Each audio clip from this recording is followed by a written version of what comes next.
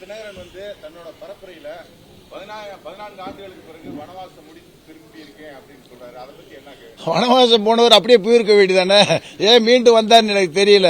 தேர்தல் களம்ன்றது டெய்லி மக்களை பார்த்து, இந்த மாண்புமிகு அமைச்சர் என் கூட இருக்காரு, இன்னொரு அமைச்சர் இருக்காரு, அந்த மாவட்ட செயலாளர் 2 பேர் இருக்காங்க. டெய்லி மக்களை பார்க்கறாங்க. பார்க்கும்போதே சில குறைகள் வருது. 15 வருஷம் கழிச்சு வந்தா எவ்வளவு குறைகள் இருக்கும். சோ நான் மக்களோட டெய்லி பழகிறவன், மக்களோட மக்களா இருக்கிறவன். அதை புரிஞ்சுதான் மாண்புமிகு தமிழ்நாடு முதல்வர் கழகத்துடைய தலைவரான தளபதி என்ன வேட்பாளரை களமிறக்கியிருக்காரு.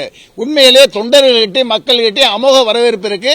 மாபெரும் வெற்றியை இந்த தொகுதி மக்களுடைய குறைகளை அறிந்து நான் பாடுபடுவேன். இந்தியா கூட்டணியின் பிரதமர் வேட்பாளர் யாருன்னு சொல்லி தன்னுடைய ஒவ்வொரு பரப்புரையிலும் டிடிவி தினகரன் குறிப்பிட்டு வர்றாரு. இதை பத்தி உங்களுடைய கருத்துக்கள்? இந்தியா கூட்டணி பிரதமர் வேட்பாளர்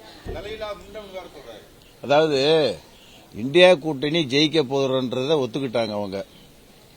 பிஜேபிக்கு வந்து வட மாநிலங்களில் சறுக்கல் ஏற்பட்டிருக்கு. தென் மாநிலங்களில் சுத்தமா வெற்றி பெற முடியாது. வடகிழக்கு மாநிலங்களிலும் வெற்றி பெற முடியாது. டோட்டலா வந்து இந்தியா கூட்டணி தான் மாபெரும் வெற்றியை பெற போகுது. நாங்க பிரைம் மினிஸ்டர் தேர்வு பண்ணிக்கிறோம். எதுக்கு தினகரனுக்கு இந்த பயம்? அவர் வந்து ஒரு சீட்டு ஜெயிச்சாப்புல என்ன வேட்பாளர் பிரைம் மினிஸ்டர் தேர்வு பண்ண முடியுமா அவரால்?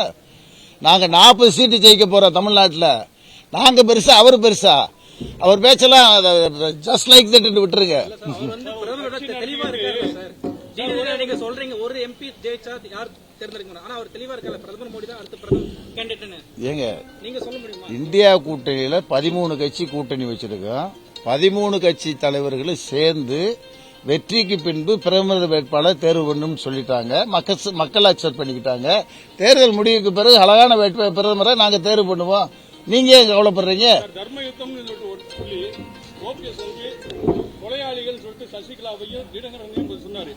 இன்றைக்கு அவர் கூடிய வந்து அவர் ஒன்னு சேர்ந்து வர்றாங்க. அந்த தர்மயுத்தத்துல வந்து அவங்க எடுத்ததுக்கு இப்ப வரைக்கும் அவங்க விளக்கம் சொல்லல. இந்த நிலையில அவங்க கூட அந்த நேரத்தில் வந்து கூட இருந்தவங்க இப்ப அவருடைய செயல்பாடு எந்த மாதிரி இருக்குன்னு சொல்றீங்க? இல்ல அவரு தர்மயுத்தம் போனாரு. தினகரனையும் சசிகலாவையும் சாடினாரு. தினகரன் ஒரு கட்சியை தொடங்கினாரு. ஓ பன்னீர்செல்வத்தை சாடினாரு. 2 பேரும் ஒன்னு சேர்ந்தாங்க. இதே தினகரன் வந்து பிஜேபி வந்து 30 வருஷத்துக்கு தமிழ்நாட்டில் ஜெயிக்க முடியாதுன்றாரு.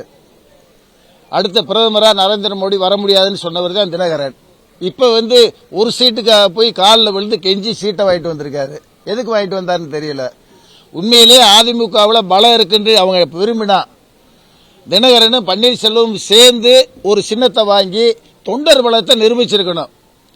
பிஜேபி பக்கம் தினகரன் போவாராம், சுயேட்சையா அண்ணன் பன்னீர்செல்வம் ராம்நாடு போவாராம். மக்கள் இதை எப்படி ரசிப்பாங்க? எப்படி அக்செப்ட் பண்ணுவாங்க? உங்களுக்கு என்ன பின்னணி இருக்கு? கட்சியினுடைய பின்னணி இருக்கு. சோ ஃபெயிலியர் ஆகும். ஏதோ ஒரு டிராமா பண்றதுக்கு வேட்பாளராக நிற்கிறாங்க. மக்கள் தெளிவான முடிவை உதயசூரனுக்கு ஓட்ட போட்டு அண்ணன் தளபதிக்கு வெற்றியை கொடுப்பாங்க.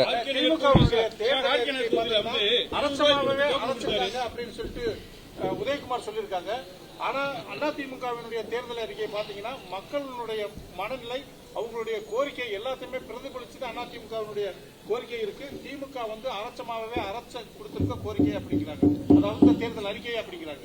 காங்கிரஸ் பீரியட்ல ஒரு பீப்பா ஆயிலுடைய விலை 100 ரூபா.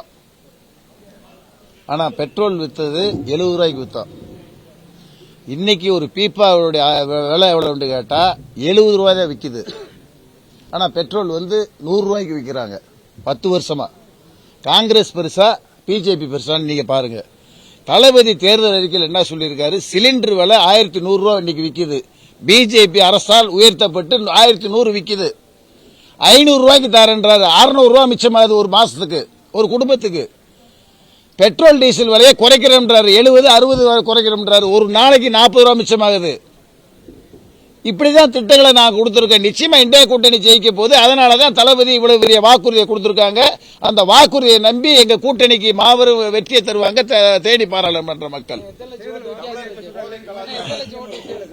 ஜூன் 4ஆம் தேதி பார்ப்போம். அண்ணன் நுமூர்த்தி தான் பக்கத்தில் இருக்காரு. இவரு மணிமாரி பக்கத்தில் தான் இருக்காரு. இந்த 4 சட்டமன்ற தொகுதியை காட்டில அந்த 2 சட்டமன்ற தொகுதியில் அதிகப்படியான வாக்கு கிடைக்கும்ன்ற நம்பிக்கை எனக்கு இருக்கு. அவ்வளவு எழுச்சி இருக்கு.